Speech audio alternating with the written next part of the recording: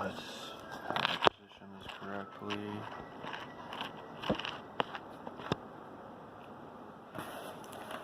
To that.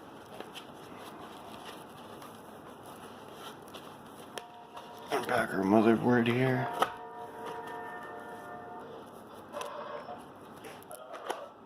Remove that cable tie.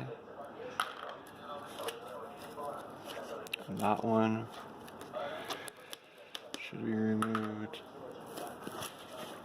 And we got a couple more here.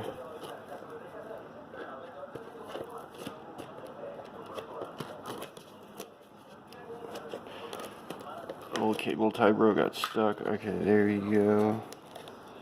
Finally, the last one here. There we have it. And now, get this crap out the way.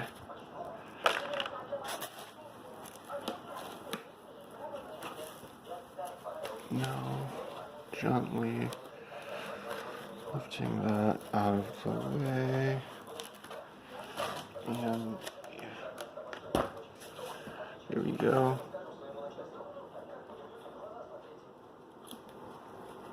Awesome, right? Now we've got that off. That phone padding away. And here we go.